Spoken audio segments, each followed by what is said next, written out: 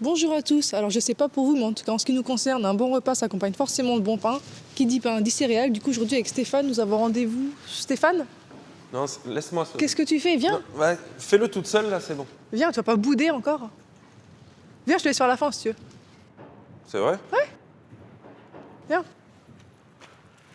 Donc comme je vous disais, du coup aujourd'hui avec Stéphane, nous avons rendez-vous. Avec Sébastien, céréalier, qui va nous parler de ses produits. Julie, let's go!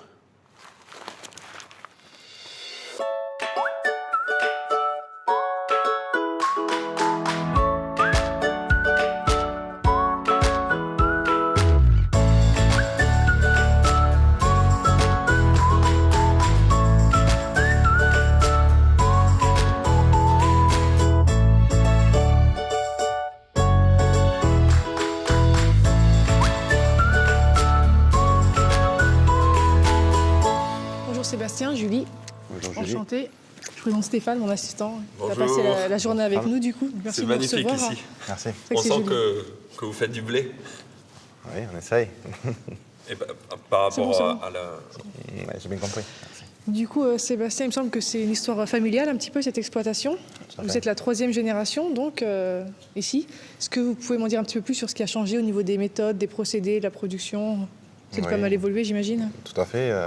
Depuis la génération de mon grand-père ici, on a vu, on est passé des bœufs au tracteur. Puis la génération de mon père a vu l'arrivée de nouvelles solutions comme les désherbants, les engrais pour augmenter nos rendements.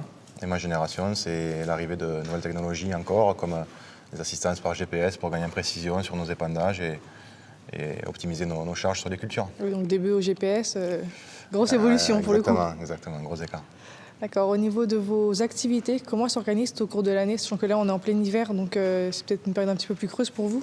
C'est une période plus creuse dans les champs, même si on a quand même une partie de surveillance des cultures déjà semées à l'automne qu'il faut continuer à suivre au niveau des problèmes qu'elles peuvent rencontrer. Mais aussi beaucoup d'entretien, de mécanique, de mettre les outils à jour pour les prochaines interventions. Et aussi une partie, bien sûr, comptabilité, gestion, papier qu'il faut tenir paperasse. bien à jour aujourd'hui. Voilà. Au niveau du bureau, c'est important Pas la aussi. partie plus fun, mais Non, mais c'est faut le pas le plus faire. rigolo, mais c'est important C'est aussi important. d'être sérieux là-dessus. d'accord. Du coup, je vous ai même pas demandé au niveau des céréales ce que vous produisez, parce que vous ne faites pas que du blé, j'imagine. Il y a Non, d'autres le blé, choses. c'est la majorité de ce que l'on produit, c'est environ 50% de l'assolement.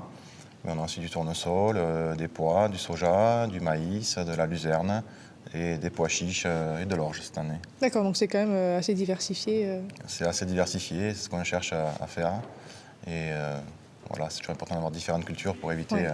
d'avoir des soucis au niveau d'une d'entre elles. Si ça ne marche pas, on a d'autres à côté qui permettent de C'est mieux. diversifier un peu. Du coup, en arrivant avec Stéphane, on a pu voir un petit peu votre exploitation. Est-ce que ça vous embête de me faire visiter un petit peu, de me montrer les champs, que je vois tout ça? Pas de soucis, il fait beau, C'est vrai on qu'on peut y profite aller. du soleil. D'accord, Avec eh bien, plaisir. Sébastien, je vous suis. Alors, Très par là bien. Ok, super. Alors Sébastien, merci pour cette petite visite. Là, on s'est arrêté au milieu des champs. Est-ce que vous pouvez me dire ce qui pousse en ce moment autour de nous? Oui, bien sûr. Donc là, on a un champ de pois D'accord. et derrière nous, un champ de blé dur. D'accord, donc c'est diversifié aussi. Voilà. Du coup, au niveau de la transformation, par contre, vous ne faites rien sur place, il me semble. Non, actuellement, je n'ai aucune transformation. Mais là, je viens de récupérer une vingtaine d'hectares supplémentaires que je vais convertir en bio. Et peut-être qu'avec le débouché bio, j'aurai plus de possibilités pour aller chercher du produit fini, comme du pois chiche ou de la lentille, entre autres, qui pourraient me permettre d'aller faire justement ce genre de produit fini. D'accord, donc cette année, vous vous lancez dans le bio, c'est un beau projet. Qu'est-ce qui a motivé votre décision?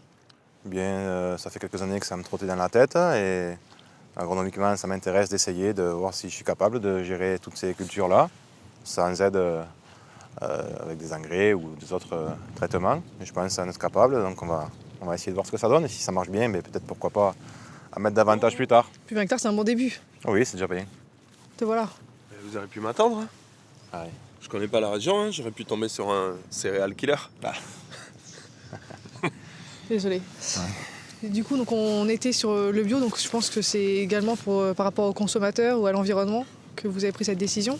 Oui, c'est important aujourd'hui d'essayer de prendre tout ça en compte, le côté environnemental et l'image qu'on peut donner. Donc si il s'avère qu'on peut aujourd'hui y arriver, ben, pourquoi faire autrement? Donc avec tous les nouveaux outils et toutes les nouvelles méthodes qu'on a aujourd'hui pour être plus précis, je pense qu'il y a peut-être possibilité de faire ça et de le développer plus tard. D'accord, en tout cas, c'est un beau challenge et une belle initiative qui, à mon avis, plaira au chef. Donc Sébastien, je vous remercie pour toutes ces informations et pour votre accueil. J'essaie de retrouver Stéphane qui est parti faire je ne sais pas quoi là-bas. Et du coup, je vous dis à très bientôt à Paris du coup. Avec plaisir. Super, merci beaucoup Sébastien. Au revoir. Au revoir.